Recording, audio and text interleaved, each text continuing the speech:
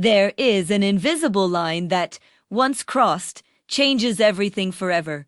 A line between respect and cruelty, between love and indifference, between seeing someone as a human being with feelings and treating them as a disposable object, as a problem to be solved, as a burden to be tolerated. I never thought my own children would cross that line, much less that they would do it publicly in front of dozens of strangers, without any hesitation, without any shame, without any consideration for what it would do to me. My name is Eleanor. I am 75 years old. And this is the story of the day I was humiliated in the cruelest and most public way possible by the people I raised, whom I loved more than anything, whom I always put before everything, and how that moment, however painful it was, however devastating it seemed at the time, ended up revealing something that changed absolutely everything. Not all the worst things that happen to us are just bad. Sometimes they're exactly what we need to finally wake up, to finally see what we've been refusing to see, to finally act differently.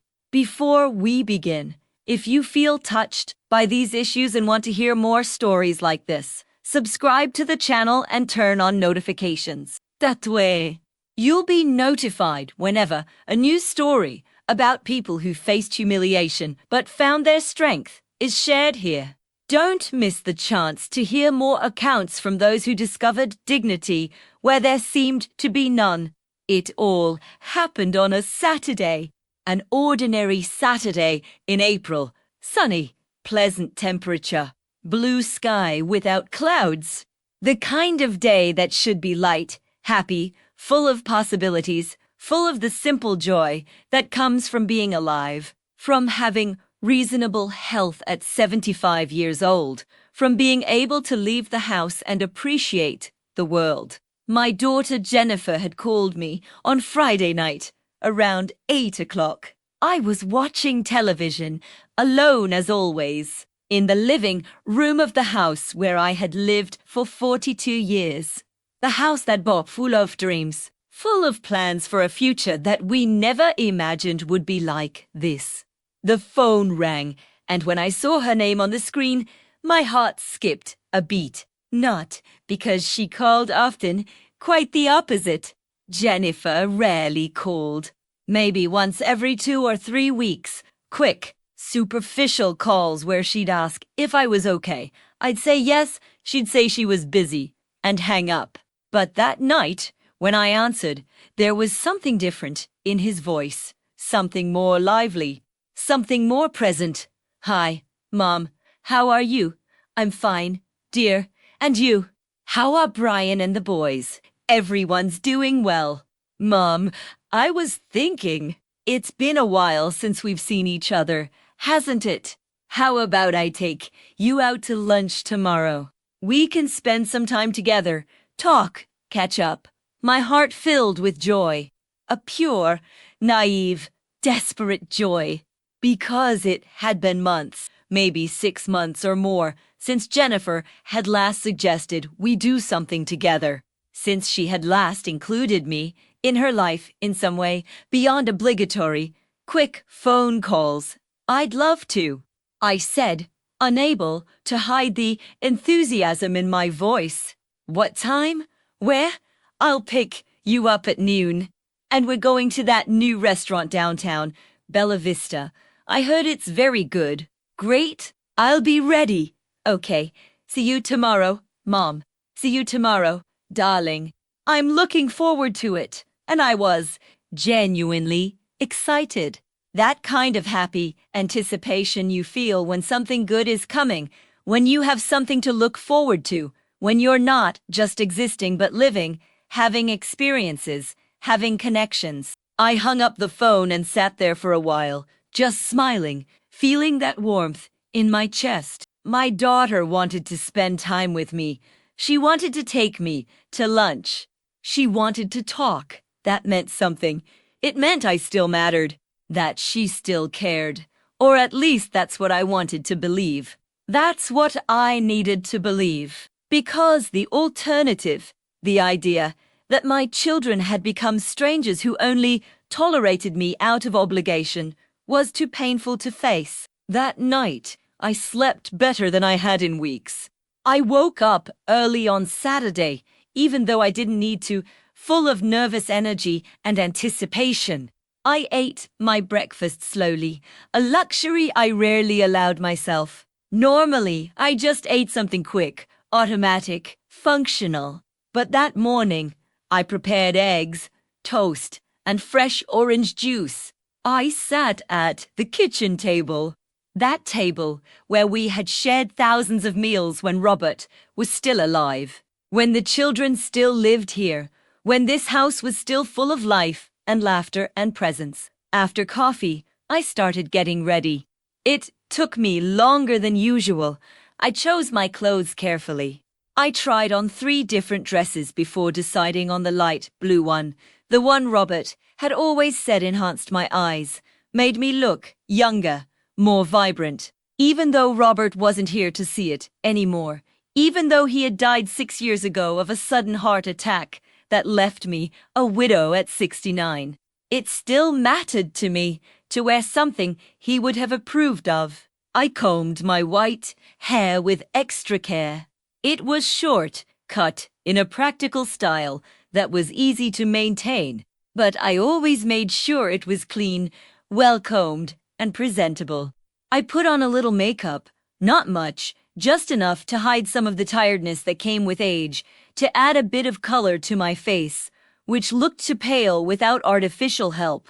I put on my pearl necklace, a gift from Robert on our 25th wedding anniversary.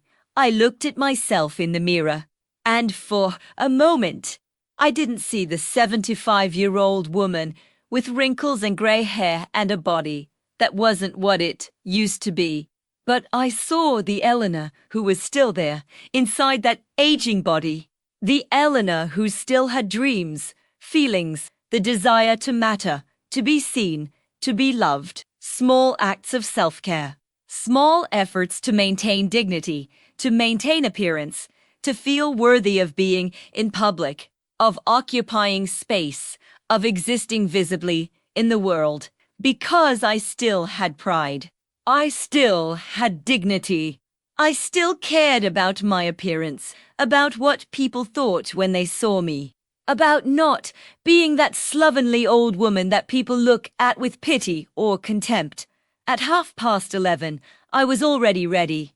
I sat in the living room, near the window, waiting, watching the cars go by on the street, watching neighbors leave for their Saturday appointments, life happening around me while I waited, as it always seemed I was waiting lately. Waiting for someone to remember me, waiting for someone to include me, waiting to matter. At exactly noon, I saw Jennifer's silver SUV park in front of my house. She honked instead of getting out of the car, instead of coming to the door, instead of even coming inside for a minute to see me in my space, to show some real interest in my life. But I didn't let it bother me. Or rather, it did bother me, but I pushed the discomfort down to that place where I kept all the little disappointments. All the little acts of disrespect, all the little indications that I wasn't as important as I wanted to be. I grabbed my bag, locked the door carefully, because even in a relatively safe neighborhood, you can never be too careful, and slowly descended the 3 steps to the porch, because my legs weren't as steady as they used to be, because balance is something you don't value until you start to lose it. I walked to the car. Jennifer was looking at her phone, typing something, not even glancing at me as I approached, as I opened the door, as I settled into the passenger seat with the difficulty that comes with stiff joints and a body that no longer moves gracefully. "Hi, Mom," she said, still without looking at me. Already starting the car before I had even closed the door completely, much less put on my seatbelt. "Hi, honey," I said, struggling with the seatbelt that always seemed to fasten at the wrong angle when you're in a hurry. Are you okay? How was your week? A race against time. As always, work is crazy. The boys are impossible. Brian's traveling again. You know how it is. I didn't really know. Because she never told me real details. She never shared what was really going on in her life. She only offered these superficial summaries, these automatic responses that filled conversational space without really saying anything, without really letting me in, without really making me a part of it. Are the boys okay? Tyler and Jake. They are. Tyler is focused on getting into a good university. Jake is going through a difficult phase. He knows how teenagers are. I didn't really know, because I rarely saw my grandchildren. Jennifer didn't bring them to visit me. She didn't invite me to their events. I was kept at a distance, included only when absolutely necessary, when the grandmother's absence would be embarrassingly noticed. I would love to see you soon, I said, trying not to sound like I was pleading, but probably sounding exactly that way. Yes, we need to make plans, Jennifer said. That vague answer that meant nothing. That was just a polite way of saying no, of keeping me waiting indefinitely. Where are we going? I asked, changing the subject because insisting never worked, never changed anything. It only made me seem needy, desperate. That restaurant I mentioned, Bella Vista. It's new, super well rated. Everyone's going there. Bella Vista. I had passed by it a few times when I went downtown for a doctor's appointment, or to shop at a specific store. It was one of those modern places with a glass facade, minimalist decor visible from the outside, valet parking, and well-dressed people coming and going. It wasn't the kind of place I usually frequented. My lunches out were generally at simple, affordable places where a meal cost $15 or $20 at most. Places where other people my age went, where I didn't feel out of place, where I didn't feel judged. But if j'étais tatouafine, I was happy to be spending time with her. Happy to have been included, to have been remembered, to have mattered enough to deserve a few hours of her precious time. The drive was mostly silent. Jennifer drove with that aggressive confidence that people with large SUVs tend to have, changing lanes without warning, speeding through yellow lights. Clearly impatient with the Saturday traffic, with other drivers, with anything that might slow her down. I looked out the window, watching the city go by. I saw places I recognized, places that had been part of my life for decades, that now seemed strangely distant, as if they belonged to a version of me that no longer existed. We arrived at Bella Vista around 12:20. The parking lot was full. Jennifer left the car with the valet, a young man in uniform who took the keys with a professional smile. I followed her to the entrance. The glass doors opened automatically. Inside, the restaurant was exactly as I had imagined, modern, elegant, minimalist, but expensive. The kind of expensive that disguises itself as simplicity, but that, you know, from the careful details, from the quality materials, that it costs a fortune. There was a host at the entrance, a young, well-dressed man with that practiced smile that people in hospitality learn to maintain regardless of how they really feel. Reservation, he asked. No, Jennifer said. A table for two. He looked at a list on the computer screen in front of him. The wait will be about 15 minutes. Is that okay? It is, Jennifer said, already walking away, already checking her phone again, already absorbed in her digital world. We waited in a small area near the entrance. There were other people waiting too, young couples, families with well-behaved children, groups of friends laughing. Everyone seemed at ease, like they belonged, knowing exactly how to behave in that environment. I felt out of place, old, out of position, as if everyone could see that I didn't belong there, that I was just an elderly woman being tolerated, not welcomed. Jennifer remained on the phone, typing, scrolling, occasionally chuckling softly at something she was reading, completely immersed in conversations with people who weren't me, in a life that didn't include me.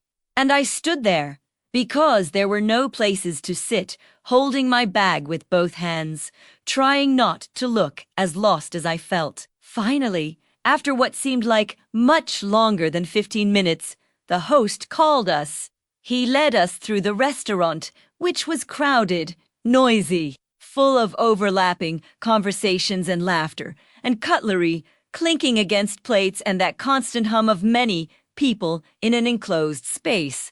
He led us to a table in the middle of the room, not in a discreet corner, not near a window with a view, but right in the center, surrounded by other tables on all sides, where there was no privacy, where every word could be overheard by strangers, where you were completely exposed.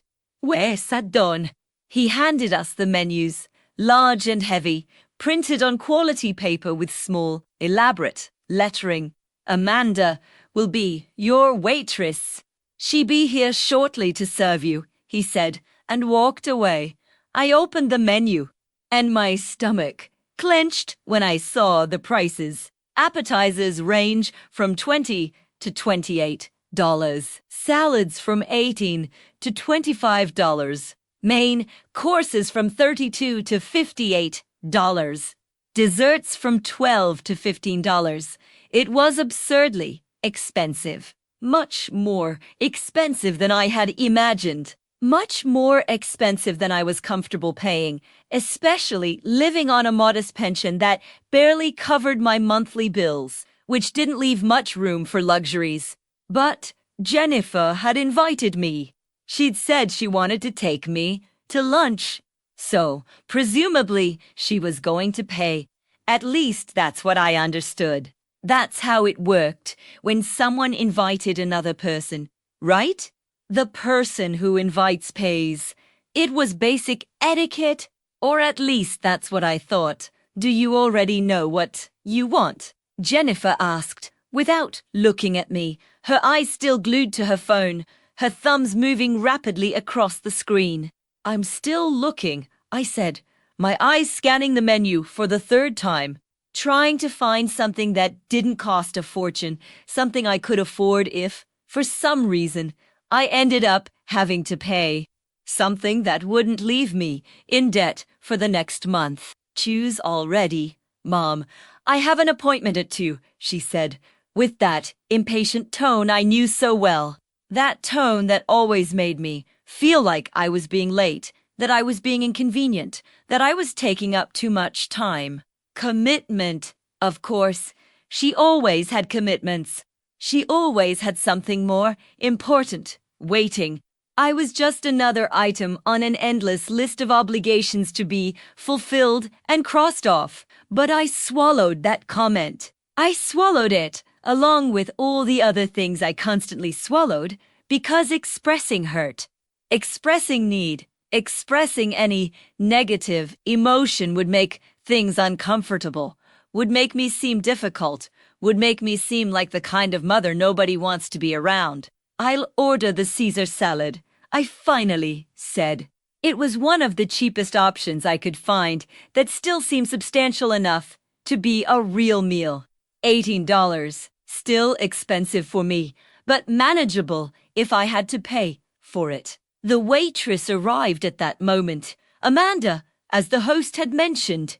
Young, probably in her early 20s, with that professional smile and efficient energy of someone who's been doing this long enough to be good at it, but not so long as to have become cynical. Good afternoon. May I start with something to drink? I'll have a glass of Sauvignon Blanc, Jennifer said, immediately, without consulting the wine menu, as if she already knew exactly what she wanted, as if she came here often. And for you, ma'am. Amanda turned to me.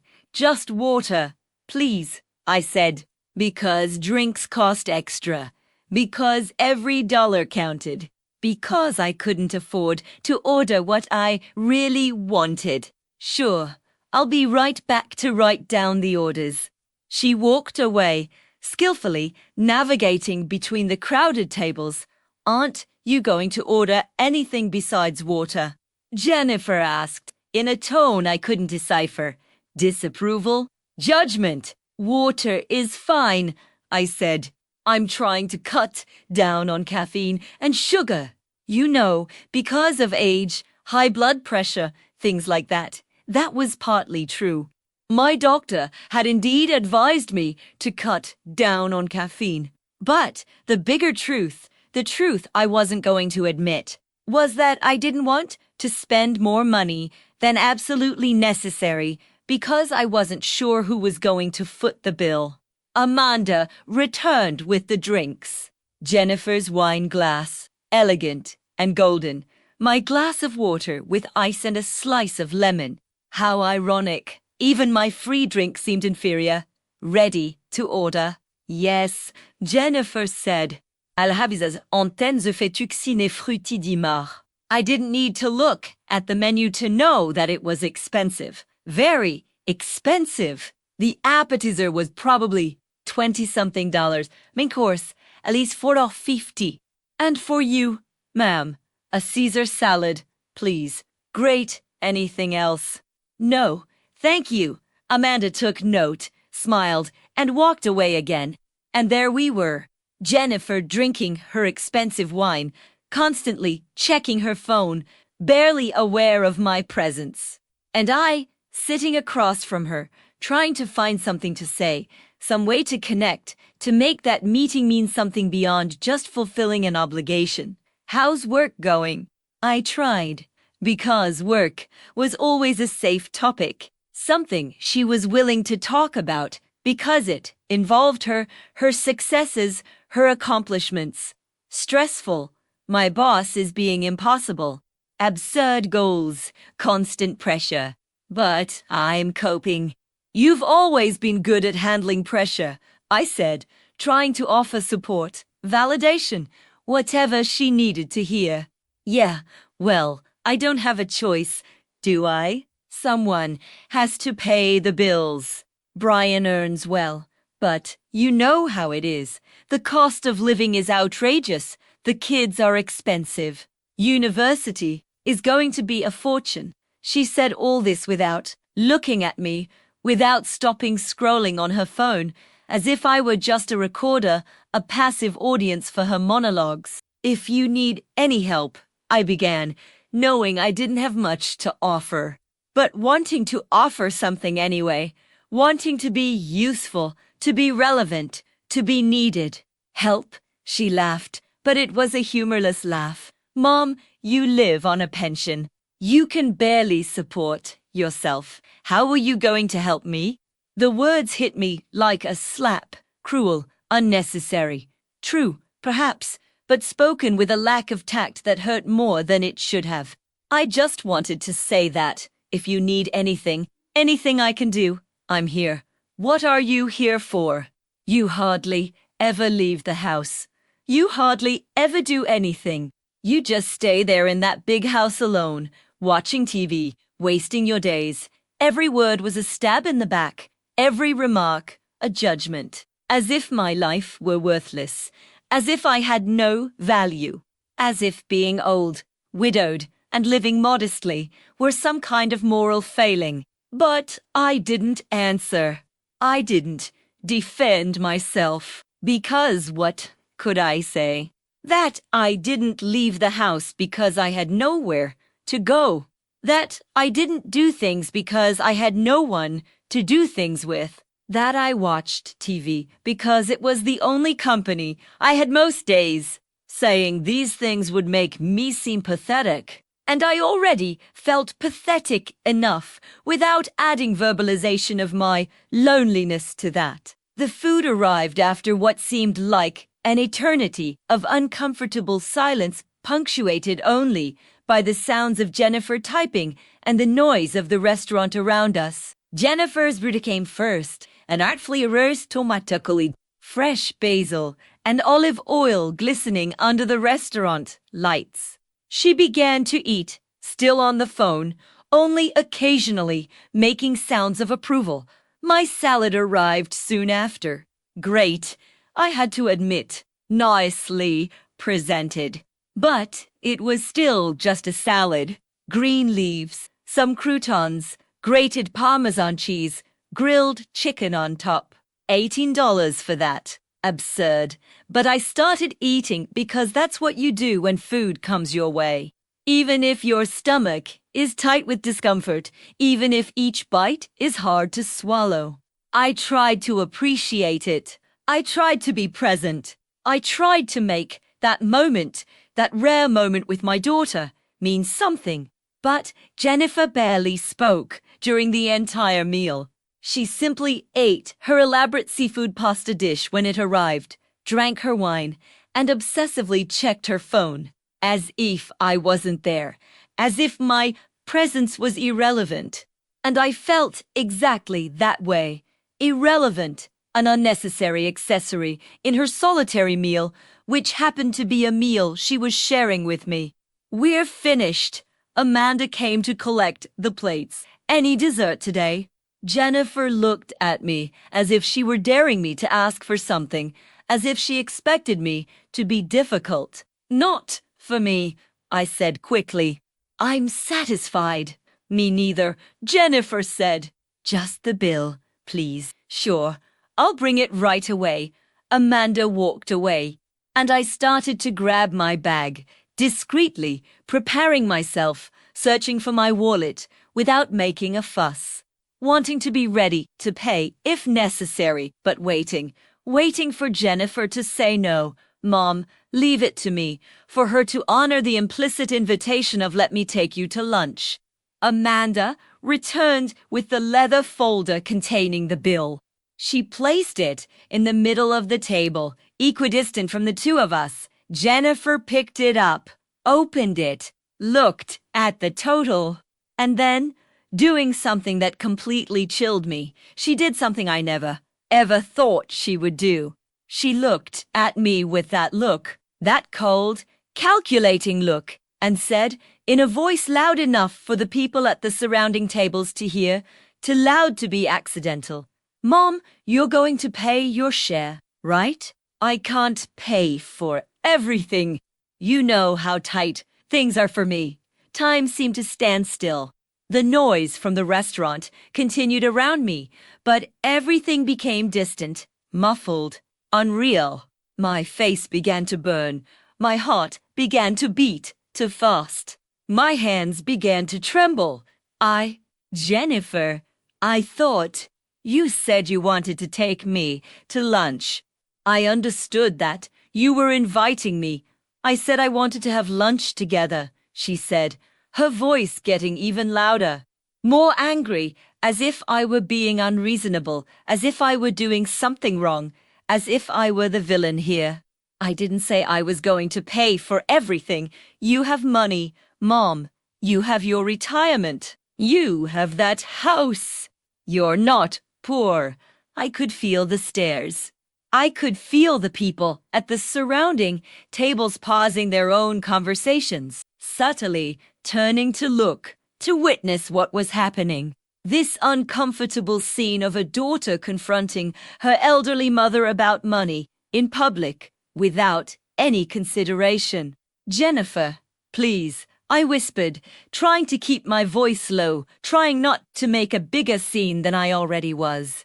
I didn't bring enough money. If I had known I was going to have to pay my share, I would have prepared differently. I would have chosen something more. Don't you have a credit card? She interrupted, without lowering her voice, without showing any empathy, any understanding of the humiliation she was causing me. I do. But Jennifer, this isn't about the money. It's about... So what's the problem? My share was $83 with the tip. Your salad was $18. That's $20 with the tip. You can pay $20. People were definitely staring now. Some discreetly, others not so much. I could see their faces. Discomfort, pity, judgment, morbid curiosity to witness someone else's drama. Jennifer, please, let's talk about this outside. I tried again, desperate to get out of there, to escape those stares, that public display of my humiliation. There's nothing to talk about, Mom, she said, relentlessly, without mercy. You just need to pay your share. It's not complicated. It's not asking too much. Unless you're trying to make me pay for everything again, like you always do, like you always have, like I always did. I never, ever did that.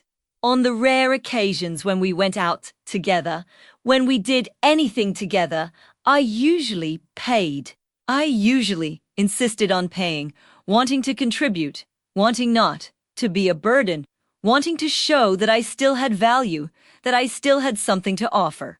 I'm not trying to do anything, I said, my voice coming out small now, broken, embarrassed. As I searched for my card with hands that trembled so visibly I could barely hold my wallet properly. I barely understood. I thought, you're wrong. Mom, je n'y faire with a cruelty that was smooth things. You always expect people to do everything for you. You always think the world owes you something. But I have my own bills to pay, my own responsibilities, my own problems. I can't keep supporting you every time we see each other, every time. We hadn't seen each other for months. And of the few times we did see each other in the last year, I had paid for most of them, or at least split the bill equally without complaining. But none of that mattered now, because this wasn't about facts. This was about putting me in my place, about humiliating me, about making me feel small, insignificant, a burden, a weight. And it was working. Jennifer, please, you don't need to talk to me like that. I tried, tears starting to burn my eyes, my throat tightening. Yes, I need it, Mom, because you don't understand. You live in your world, in that house, without any notion of whatever real life, real responsibilities, real bills to... You think $20 is nothing, but to me, every dollar counts. I'm working hard, raising children, maintaining a home, and you can't even afford a damn salad. Her voice was loud now, very loud. People at tables further away were looking. A child at a nearby table was looking with that open curiosity that children have. An elderly woman at another table looked at me with obvious pity, with recognition, as if she herself had lived through something similar. I couldn't hold back the tears any longer. They began to fall, silent, humiliating, as I finally managed to pull my card out of my wallet with fingers that refused to cooperate. Here, I said, my voice barely audible. Here's my card. Please, just, please. Jennifer grabbed the card with unnecessary brusqueness. She called Amanda, who came quickly, clearly uncomfortable with the scene she had witnessed. Can you split the bill, please? I'll pay $83 on my card. And she, pointing at me as if I were a troublemaker, will pay $20 on hers. Of course. Amanda said quietly, her eyes meeting mine for a brief second, and I saw pity there, empathy, maybe even anger on my behalf. She processed the payments. She came back with the receipts. I signed mine with a trembling hand that barely looked like my signature. Jennifer signed hers with quick, irritated movements, as if the whole thing was a huge inconvenience for her. Amanda quickly walked away, probably relieved to have finished her part in all that discomfort. Jennifer was already getting up, grabbing her bag, clearly ready to leave, to finish that unpleasant task and get on with her day, with her more important commitments. I got up too, slowly, because getting up too quickly made my head spin, because my whole body was trembling, because I could barely breathe properly through the tears that kept falling. I followed Jennifer through the restaurant, keeping my eyes down, not wanting to see the faces of the people who had witnessed my humiliation, not wanting to see pity or judgment or anything in their eyes. The path to the exit seemed endless, each step heavy, each second an eternity of shame. We finally got outside. The bright sun blinded me for a moment. The cool air hit me, but it brought no relief. Nothing could bring relief. Jennifer was already walking towards the valet, handing over the ticket, waiting for the car. Erbachtomenotf, if premier waokai. The car arrived. We got in, and the drive back home was in absolute silence. A heavy, toxic silence, full of everything that wasn't said, of all the pain I was feeling but couldn't express because my throat was too tight, because words failed me, because what do you say after being humiliated like that? When we arrived at my house, I barely waited for the car to stop completely. I opened the door, got out as fast as my legs would allow, needing to escape, needing to be alone, needing not to be in her presence for even a second longer. Bye, Mom, I vaguely heard behind me. That casual farewell, as if nothing extraordinary had happened, as if she hadn't just publicly destroyed me. I didn't answer. I just kept walking towards the house, towards safety, towards privacy, towards the place where I could finally stop holding back. I went in. I locked the door behind me, and I collapsed. I cried like I hadn't cried in years. I cried from humiliation, from pain, from disbelief, from not being able to process how my own daughter, the girl I had carried in my womb, whom I had loved since before she was born, could treat me that way. How could she expose me like that? How could she publicly humiliate me without any remorse? How could she say those cruel things, make those false accusations, paint me as someone I wasn't, in front of strangers who now had that image of me, that image of a pathetic old woman trying not to pay her share? And the worst part, the very worst part of it all, was that I didn't know if I could recover from this. I didn't know if I could look at Jennifer again without seeing that cruelty. I didn't know if I could look in the mirror without seeing that humiliated woman, that woman who wasn't worth enough to be treated with basic dignity by her own daughter. But what I still didn't understand, what I still couldn't see through the pain that consumed me at that moment, was that this humiliation would end up being a turning point. Because sometimes you need to hit rock bottom to finally have the courage for the change you've been putting off. And I was at rock bottom completely, unquestionably. The question was, what was I going to do now? I spent the rest of that Saturday and all of Sunday in a state of shock. I couldn't eat. I could barely sleep. I just sat there, replaying every moment of that humiliation in my head, watching the scene repeat itself endlessly, every word Jennifer said echoing, every look of pity from the strangers burning in my mind, every second of that horrible experience permanently etched into my memory. On Sunday night, my son Thomas called, my youngest son, 3 years younger than Jennifer. He had a mort considérate, Clever was, but when I answered the phone, when I heard his voice, I immediately realized he already knew. Jennifer had told him, with her own version, presumably, her distorted version where I was the bad one, where I was the one who had done something wrong. Hi, Mom, how are you? Ich sans terme. I'm fine. Thomas, I lied, because that's what I always did. I lied about how I was so as not to be a burden, so as not to be difficult. Jennifer told me about lunch yesterday. My stomach clenched, my heart raced. Did you tell me? She said you two had a disagreement about the bill. She was quite upset. Was she upset? Her? As if she were the victim? As if she were the one who had been publicly humiliated. Thomas, it wasn't quite like that. Mom, I know money is hard for you, and I understand. But Jennifer is also struggling. She has a family to support. She can't keep paying for you every time. That phrase again, as if it were true. As if I were a constant burden, always waiting for them to pay for me.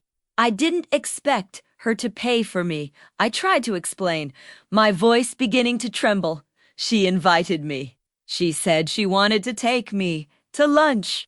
I understood that she was inviting me, that she was going to. Mom, you need to stop assuming things. Jennifer invited you to lunch. That doesn't mean she was going to pay for everything. You're an adult. You should have asked beforehand. Should I have asked? Should I have asked if my own daughter was genuinely inviting me or just using me for company while she ate, expecting me to pay her share? Thomas, you weren't there. You didn't see how she treated me. She humiliated me in front of everyone. She yelled at me, accused me of things that aren't true, made me look. Mom, you're being dramatic again. Jennifer said you made a scene over $20. $20. Mom, is that what's causing all this drama? Dramatic, making a scene. As if the problem were me, as if my pain wasn't valid, as if my humiliation was exaggerated. It wasn't about the money, I said, tears starting to fall again. It was about how she treated me. It was about the disrespect. It was about, Mom, look, I understand you're feeling sensitive. But you need to understand that Jennifer has her own problems too. She's under a lot of stress. Her job is very demanding. The boys are difficult right now. She doesn't need more drama in her life. Drama. As if I were the drama. As if I were the problem. So you're on her side? You think what she did was okay? I'm not taking anyone's side, Mom. I'm just saying that maybe you need to be less sensitive, less needy, less, less needy, less dependent, less human. Thomas! Look, Mom, I have to go. I just called to check if you were okay and to ask you to call Jennifer and apologize. She's really upset about all this. Apologize. Should I apologize? Yes. For making a scene, for embarrassing her in public, for making it bigger than it needed to be.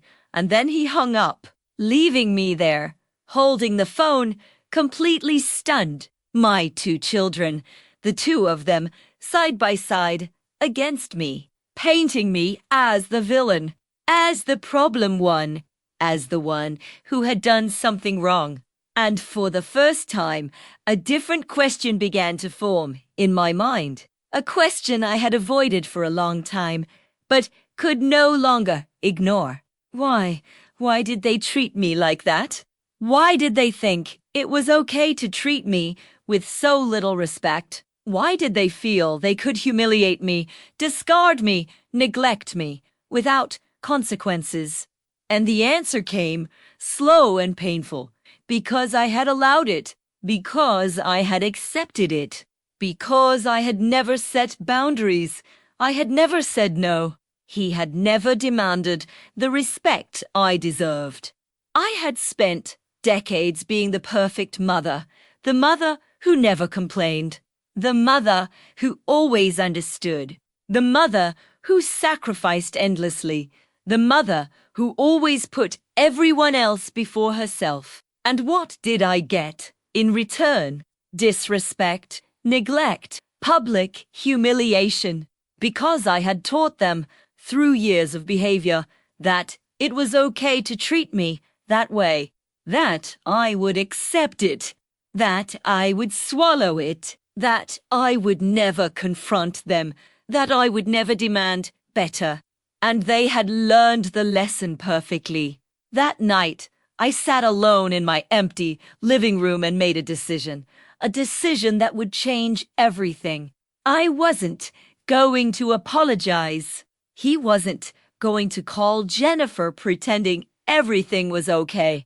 I wasn't going to keep accepting crumbs disguised as love. I wasn't going to keep letting them treat me like I was worthless.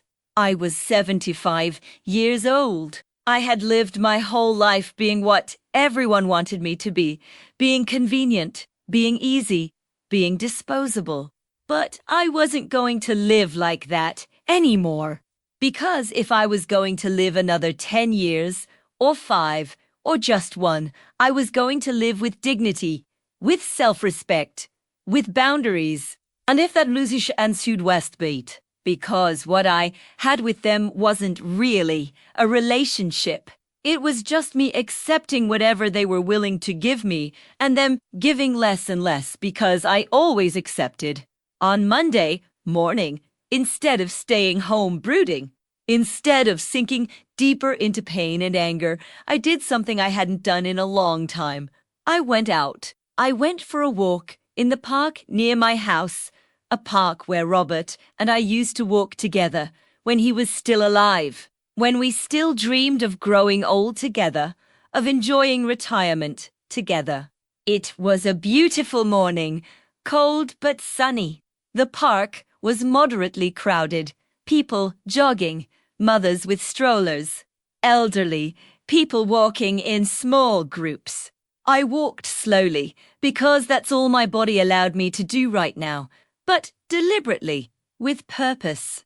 And as I walked, something inside me began to stir. Something that had been frozen for a long time. Anger, not the destructive anger that had consumed me since Saturday, but something different. A clean anger. An anger that wasn't just directed at Jennifer and Thomas, but also at myself, at the years I had wasted accepting less than I deserved, at the times I had erased myself, at every time I had swallowed my pain instead of expressing it. I sat on a bench near a small lake where ducks swam peacefully, and I stayed there, just watching the water, watching the life around me, watching the world continue indifferent to my personal pain. And that's when she appeared.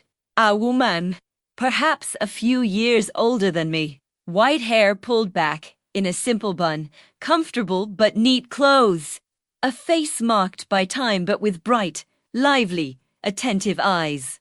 She approached the bench where I was sitting. "May I sit down?" she asked, in a gentle but clear voice. "Of course," I said, because I had no reason to refuse, because company, even that of a stranger, was better than the loneliness that had been my constant for the past few days. She sat down, leaving a respectful space between us. We remained silent for a few moments, simply watching the ducks, the lake, and the morning unfold. And then she spoke. "You have that look." I turned to her, confused. "What look?" "The look of someone who has just been broken, of someone who is questioning everything, of someone who is at the point of deciding between sinking or swimming." Her words struck me with disconcerting precision. How could she see that? How could she know? "I don't know what you're talking about," I lied instinctively, because admitting pain to a stranger seemed too vulnerable, too exposed. She smiled, but it was a kind, understanding smile. "That's fine. You don't have to tell me." But I recognize that look because I've had it before, a few years ago, when my own children decided I was no longer useful, when they treated me like I was an old piece of furniture that was no longer good for anything. I looked at her more closely. She knew, she understood. She had lived through something similar. What happened? I asked, my voice coming out softer, more curious, more open. That's what usually happens. They grew up. They got busy. I got old. I became irrelevant to them, a burden, an inconvenient obligation. And what did you do? At first, nothing. I accepted it. I swallowed it. I pretended everything was fine. Exactly like you're probably doing. Orwe redouin, until something broke you completely. Tears began to burn my eyes again. Because she was right. Because she saw through me, with a clarity that was both unsettling and comforting. My daughter publicly humiliated me, I said, the words spilling out before I could stop them, in a restaurant, in front of strangers, accused me of things that weren't true, made me look pathetic, needy, a burden. The woman nodded slowly, as if she were not surprised, as if she had heard variations of this story many times. And now you're feeling destroyed, questioning everything, wondering how your own children could treat you like this, wondering what you did wrong. Yes, I whispered. Exactly. Can I tell you what I've learned? After years of processing my own humiliation, my own pain, please, you did nothing wrong in loving them, in sacrificing for them, in putting them first. Those weren't failures. Those were generous choices you made because you loved them. So what was it? What did I do wrong? You didn't set boundaries. You didn't demand respect. You accepted less than you deserved because you were afraid. Afraid of losing them. Afraid of being rejected. Afraid of being abandoned. And they learned, through years of your behavior, that they could treat you any way they wanted and you would accept it. His words were like mirrors reflecting truths I had avoided looking at. So it's my fault. Did I cause this? It's not about blame, she said gently. It's about standards. You established a standard of accepting disrespect, and they responded to that standard, not because they are bad, but because humans tend to treat others the way those others allow themselves to be treated. And how do I change that? How do I change a pattern that's been in place for decades?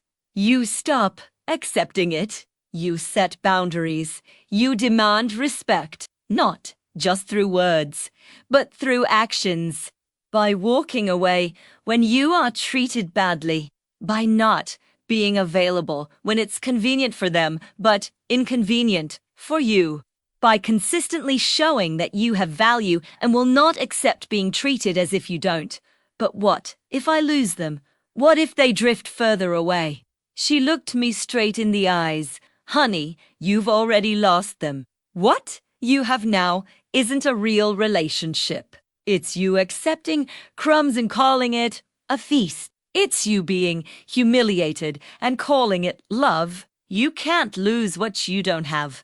Those words hit me like a wave, because they were true, deeply, painfully true. But I'll be alone, I said, my greatest fear finally verbalized. Maybe, she said honestly, for a while. But being alone with dignity is better than being accompanied by humiliation. And besides, she smiled, you're not as alone as you think. There's a whole community of us, older women who had to learn the hard way to value themselves when no one else did. Where? Everywhere, if you know where to look. Community centers, volunteer groups, classes, places where people our age gather not because they are forced to, but because they choose to. Because they want real connection. I don't know if I have the courage. You have, she said confidently. You've already survived the hardest part. You've already been broken. Now, you just need to decide whether you're going to rebuild yourself or stay broken. She stood up, preparing to leave. "What's your name?" I asked. "Ruth Eleanor," I said. "Thank you for this. Don't thank me. Just do something with what I told you, or ignore it completely. The choice is yours. But choose consciously, not just by default." And she walked away, slowly but with an upright posture. Idelday, with Didi from someone who had learned her own worth the hard way. I sat there for a long time after she left, processing, thinking, feeling something begin to change inside me. Ruth was right. I had a choice. To keep accepting it, to keep swallowing it, to keep being treated as disposable, or change, set boundaries, demand respect, live with dignity. The choice seemed obvious when put that way. But, in practice, it was terrifying. Because it meant taking a risk. It meant possibly losing what little I had with my children. It meant stepping into the unknown. But the familiar was destroying me. The current standard was slowly killing me, robbing me of my dignity, my joy, my sense of worth. So perhaps the unknown, however frightening it might be, was better than continuing on that path. I got up from that bench with a decision made, not completely formed yet, not entirely clear. But réel, present, growing. I was going to change. I was going to set boundaries. I was going to stop accepting the unacceptable.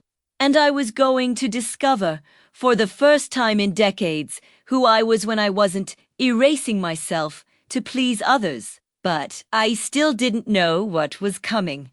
I didn't know that my change would generate a response I could never have predicted, an answer that would show me something fundamental about how the world works, about how people respond when you change who you are, about how life reflects back to you what you emanate. I was about to learn the most important lesson of my life. And it was all going to start with a simple action. I wasn't going to call Jennifer. I wasn't going to apologize. I wasn't going to pretend everything was okay. I wasn't going back to the old way. I would simply stop chasing, stop begging for crumbs, stop accepting humiliation disguised as love. And I would see what happened when I changed my behavior, when I changed my energy, when I changed who I was within the dynamic. The weeks that followed that encounter with Ruth in the park were the most challenging and transformative of my life. Challenging because each day required conscious choice not to return to old patterns, and transformative because each day that I maintained my new posture, something within me changed, strengthened, grew. I didn't call Jennifer. I didn't text her. I didn't do anything to fix the situation, to ease the discomfort, to go back to normal like I always did after any conflict. And the silence was difficult because I was used to always being the one to reach out first, always being the one to forgive. Always why pray my boothia she esteem and did do that.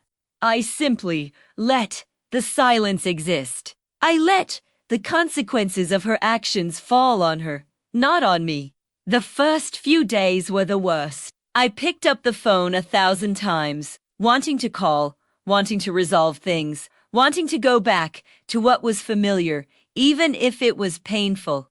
Because the known, however toxic, it maybe always seems safer than the unknown. But every time I almost called, I remembered Ruth's words.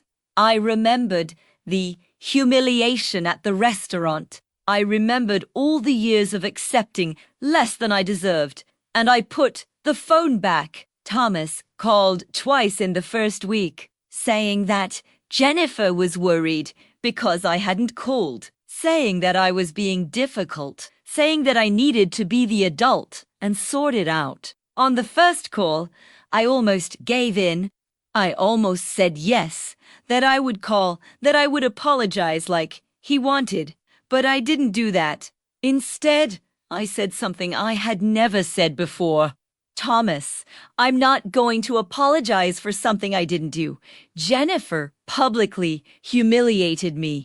She treated me with disrespect, and if she wants to talk about it, she knows where to find me. There was silence on the other end. Shock, perhaps. Because this wasn't the Eleanor he knew. This wasn't the mother who always gave in. Mom, you're being irrational. No, Thomas, I'm being dignified. And if you can't see the difference, then maybe you're part of the problem. And I switched off. For the first time in my life, I switched off in of my children. And my hands trembled afterward. And I cried. Because it was scary. Because it was new. Because I didn't know if I was doing the right thing. But I also felt stronger.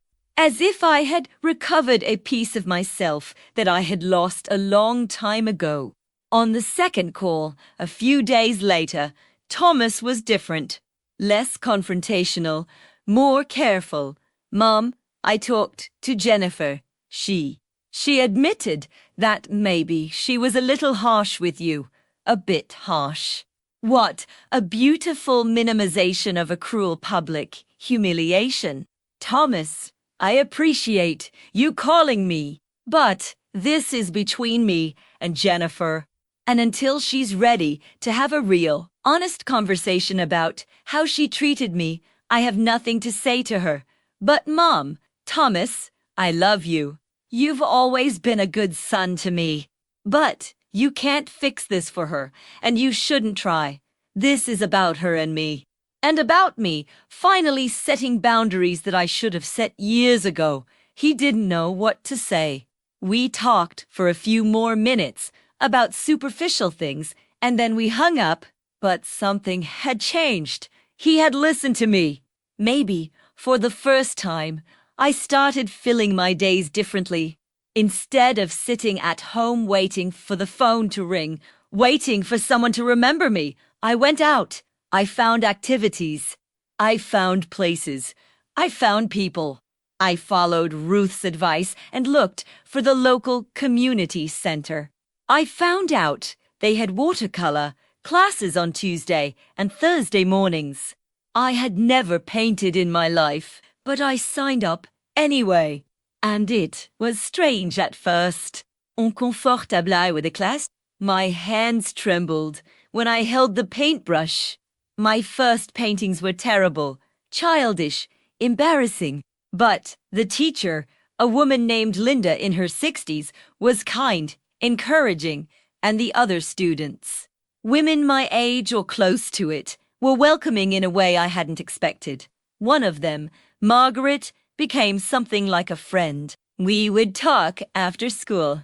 We would have coffee together sometimes. And for the first time in years, I had someone to talk to who wasn't family, who didn't just know me as my mother or grandmother, but as Eleanor, a complete person. I joined a volunteer group at the local library.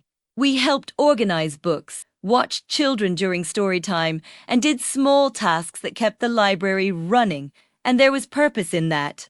There was value in being useful, not because someone owed me something, but because I chose to contribute, because I had something to offer.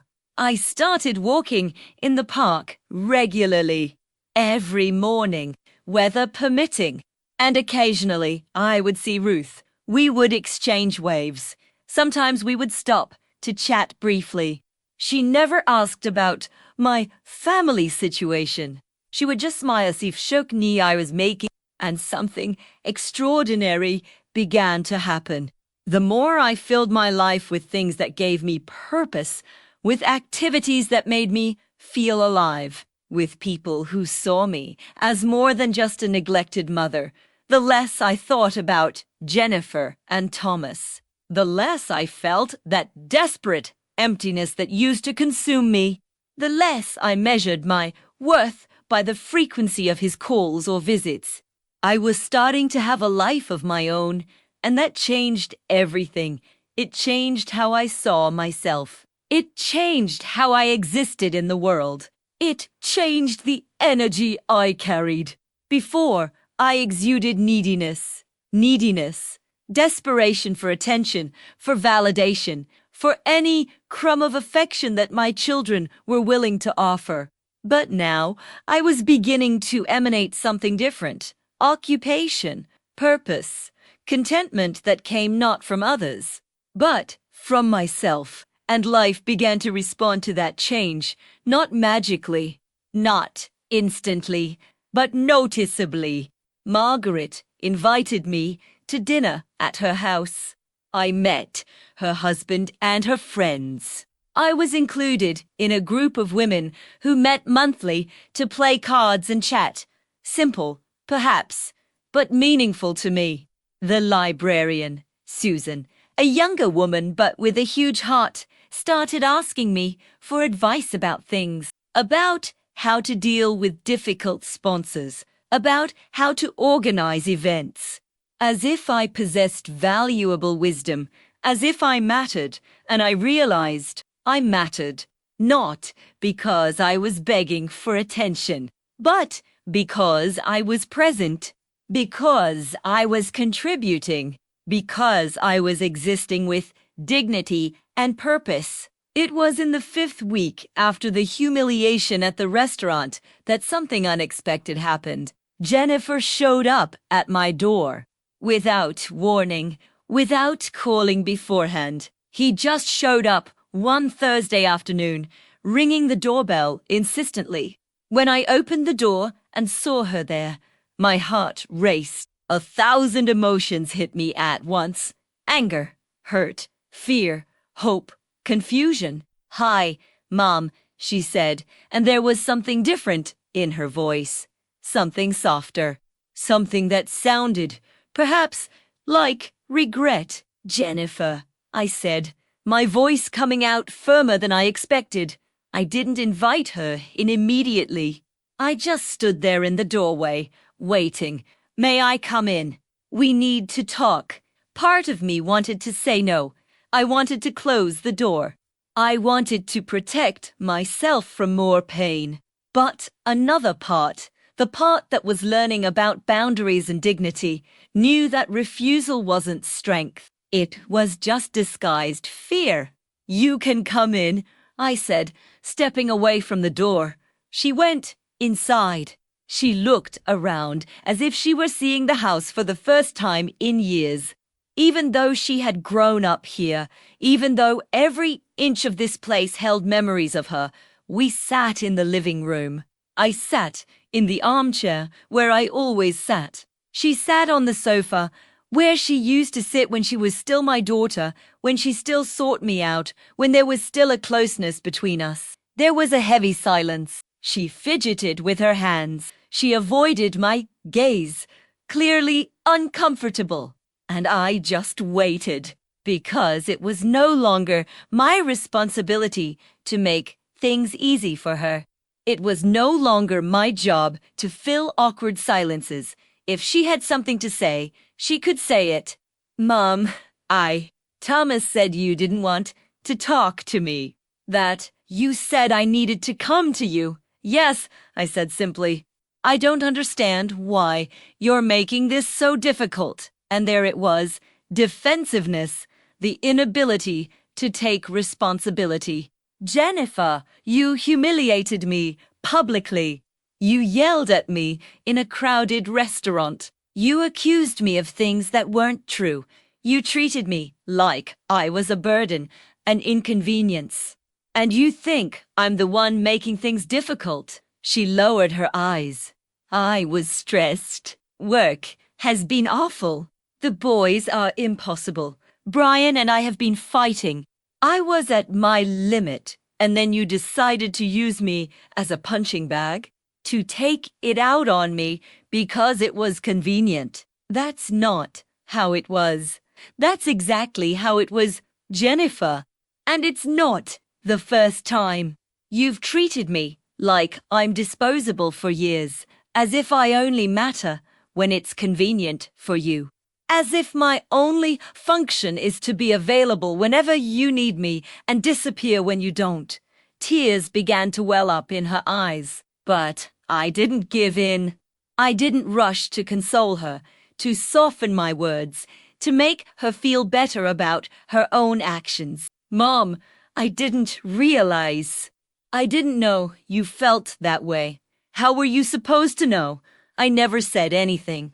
I always accepted it. I always swallowed it.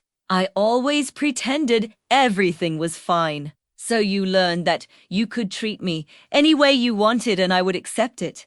I'm so sorry, she said, and there was sincerity in her voice now. Real tears were falling. Oggi, premier c'est calme. But apologies aren't enough. Words are easy. I need to see change. Real change. Different behavior. Consistent respect. I don't know how to do this. I don't know how to fix this. You start by treating me like a person. Not like an obligation. Not like a burden. But like someone with feelings, with needs, with dignity that should be respected. She nodded, wiping away her tears. Premier ou entotri, ironic too. Because these last few weeks, without talking to you, have been strange. I missed you, and I realized I had taken you for granted. That I thought you would always be there, always available, no matter how I treated you. And now you know that's not how it is, I said. I'm here, but not under any conditions. Not accepting any treatment. I have limits now. And those limits are non-negotiable.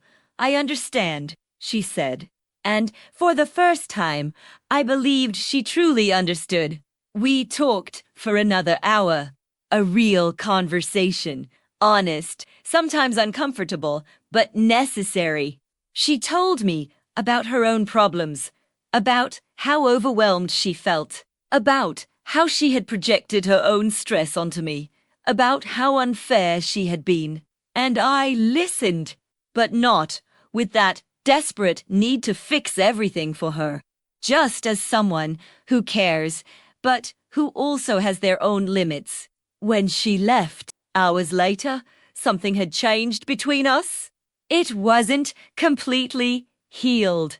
The wound was still there, but there was a beginning of something more real, more honest than we'd had in years. And I realized something fundamental. She had come to me, not because I had begged, not because I had pursued her, but because I had stopped, because I had shifted my energy, because I had set boundaries. And in doing so, in changing how I existed within the dynamic, I had changed how it responded.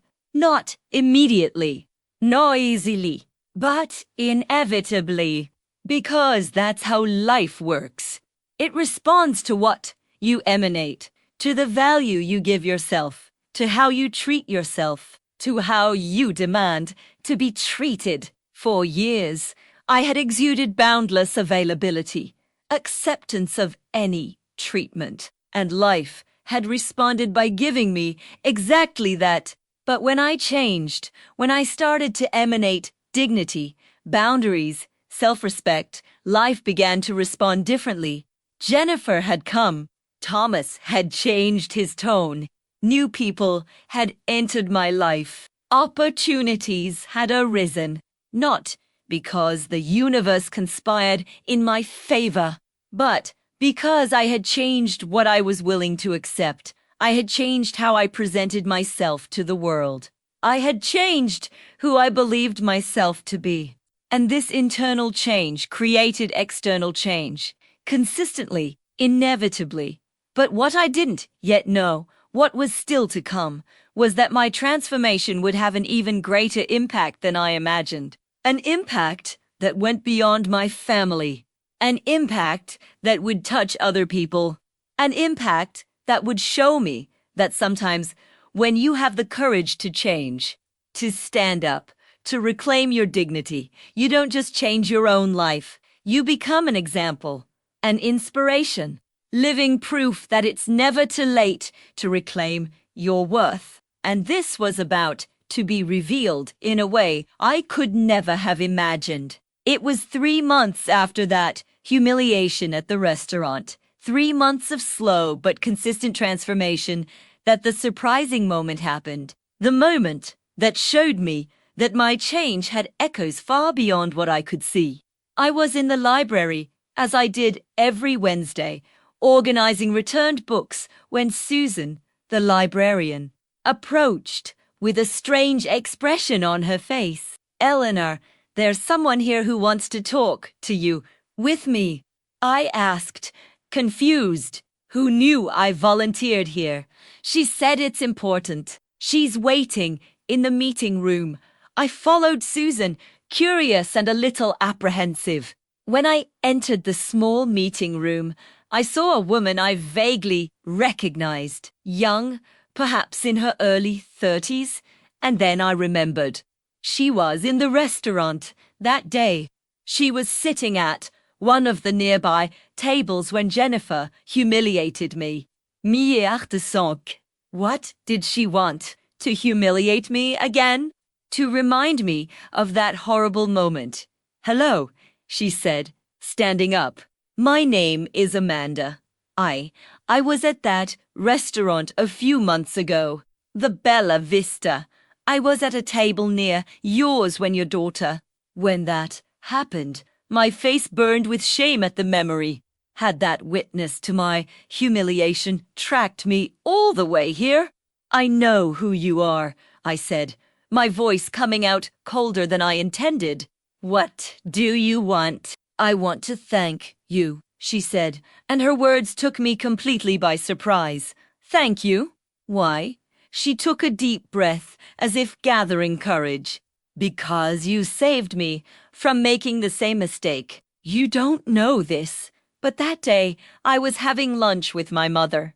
She's 72 years old, and I treating Nagzag daughter nuisance like a burden. Always impatient, always making her feel like she's taking up too much of my precious time." Tears began to form in her eyes. "And when I saw what your daughter did to you, when I saw the pain in your face, when I saw how humiliated and broken you were, I saw my mother. I saw what I was doing to her.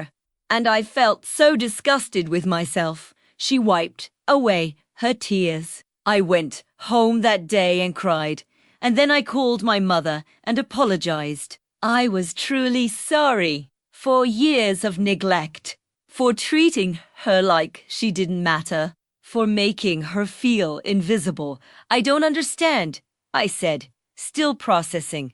"How did you find me?" It took a while, but I asked around. I searched because I needed to tell you this. I needed you to know that that horrible moment, that humiliation you suffered, wasn't in vain. It changed at least one person. It made me wake up before it was too late. She took my hand. My mother and I now have a real relationship. I visit her every week, not out of obligation, but because I want to. Because I finally realize how precious she is, how limited her time here is. And all of this because I witnessed her pain that day. I didn't know what to say. Tears were falling down my face now.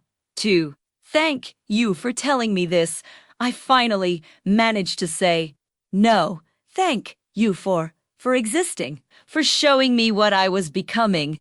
And I hope you know that you deserve better than what Yoda gave you they sure get me." A hug from a stranger that had become something more. A human connection born from shared pain. After she left, I sat in that room for a long time, processing, realizing something extraordinary. My humiliation had meant something. It had changed something. It had saved a mother-daughter relationship I would never have known. It had created ripples that extended beyond my own life, and that changed how I viewed that moment. It didn't take away the pain. It didn't erase the humiliation, but it gave it meaning, purpose. But the surprises weren't over yet. 2 weeks after that meeting with Anne, I received a call from under Eleanor. My name is Patricia. You don't know me, but I was at Bella Vista that Saturday a few months ago. My heart raced. Another witness. I saw what your daughter did to you, and I couldn't get it out of my head because my own daughter treats me similarly. And I've accepted it. I've swallowed it. I've pretended everything is okay.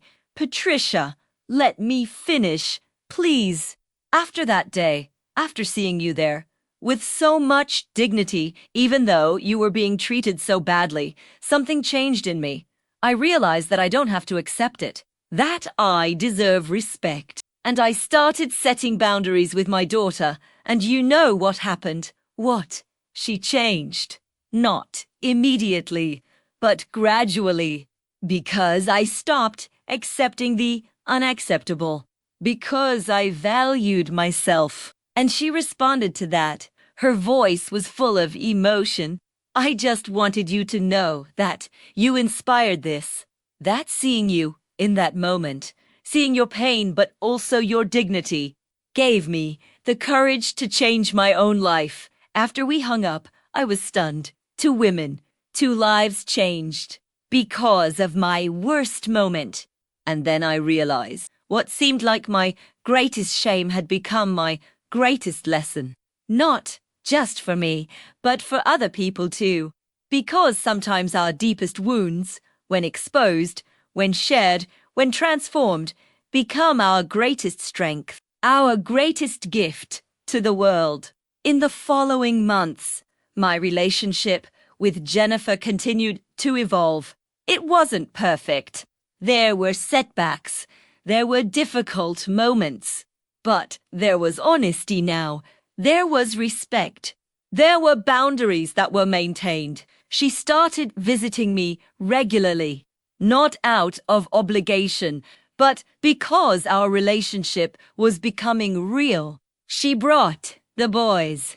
Tyler and Jake began to truly know me, not just as a distant grandmother, but as a person. Thomas changed too, slower, but noticeably. He started calling me, not just when he remembered, but consistently. He started asking real questions about my life. He started seeing me. And me, I kept living, not just existing, but truly living.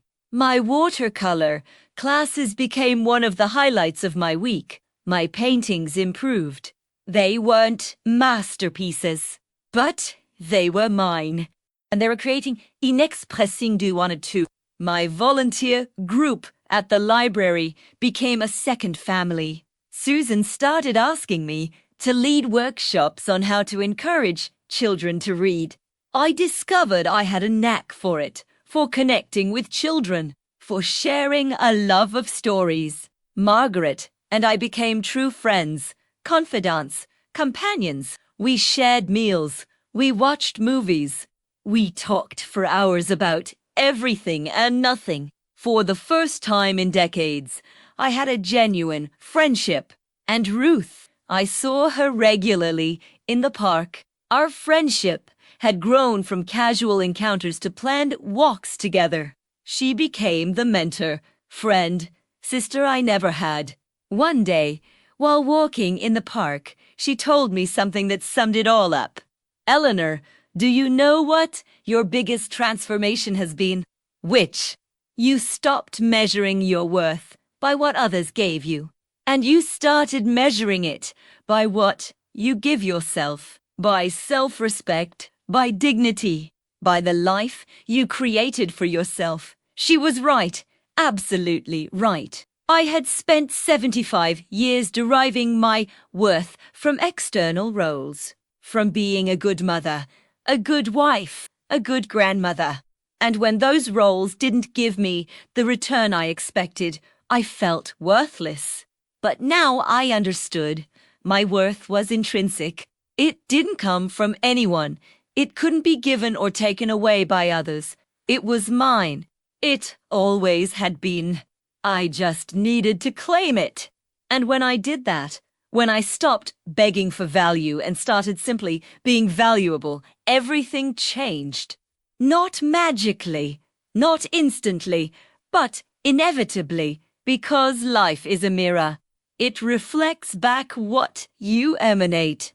And when you change what you emanate, when you change your inner state, your energy, your belief about yourself, life changes how it responds. I had exuded neediness, and life gave me more reasons to be needy. But when I began to radiate wholeness, dignity, and self-respect, life began to reflect that back. Jennifer changed. Thomas changed. New people came into my life. Opportunities arose. Purpose emerged. Not because I forced it, not because I manipulated it, but because I changed who I was. And by changing who I was, I changed what I attracted. Today, more than a year after that humiliation at the restaurant, I look back and see the journey I've been on. And it's extraordinary. Not because my circumstances are perfect. They aren't. I'm still a widow. I'm still 76 years old now. I still live on a modest pension. I still have physical limitations that come with age. But I am different, fundamentally, profoundly, irreversibly. I know my worth now, not as an abstract concept, but as a lived truth, as a daily reality. I set boundaries. I demand respect. I don't accept crumbs disguised as love. And when I don't receive what I deserve, I walk away.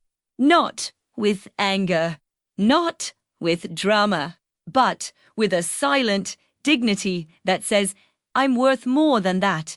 And you know what happens when you do this consistently? People learn. Not all of them, not immediately, but the ones who really matter, the ones who really care, they learn, and they adjust. And the relationship becomes real, honest, reciprocal. And those who don't learn, those who don't adapt, they drift away. And that's okay too, because you don't need everyone. You only need the right people. The people who see you, who value you, who treat you with the dignity you deserve. That day at Bella Vista, the day I thought was my worst day, ended up being my turning point, my awakening, my beginning. Because sometimes you need to be broken to be rebuilt. You need to hit rock bottom to finally have the courage to swim to the surface. You need to be humiliated to finally reclaim your dignity. And I was broken. I hit rock bottom. I was humiliated. But I didn't stay there. I didn't allow myself to stay there. I stood up, slowly, painfully, but consistently. And as I stood up, I discovered something that no one could teach me. Something I could only learn through experience. That a person's worth does not diminish with age. It doesn't depend on roles played. It's not in the hands of others. It's here, inside. It always has been. It always will be. And as long as I honor that, as long as I live from that, as long as I exist with that truth, I am unbreakable. Jennifer thought she was humiliating me that day. And she was, on the surface, but deep down, without a great for to wake up, to see patterns I had been ignoring, to finally change.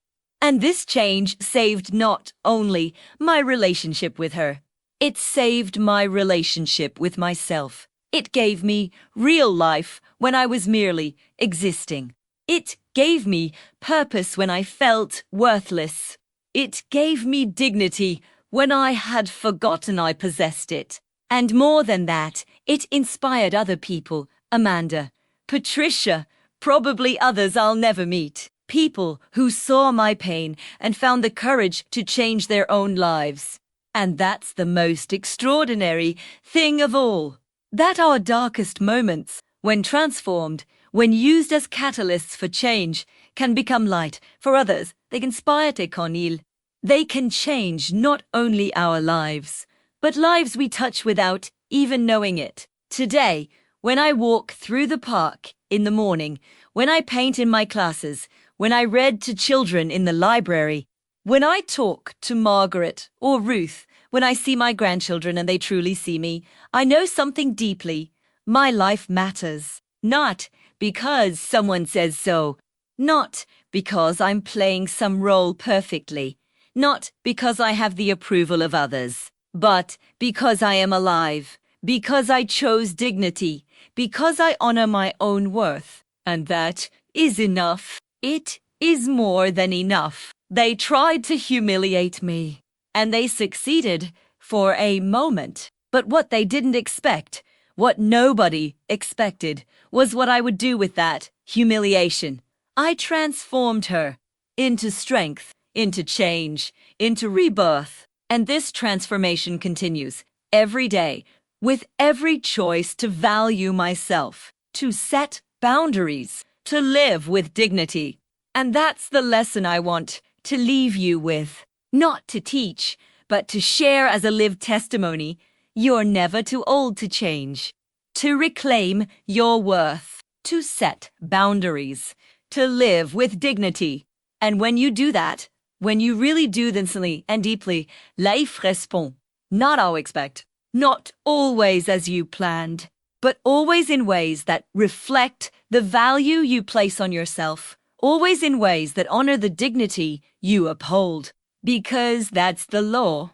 The law that nobody teaches you, but that always works. You don't attract what you want. You attract what you are.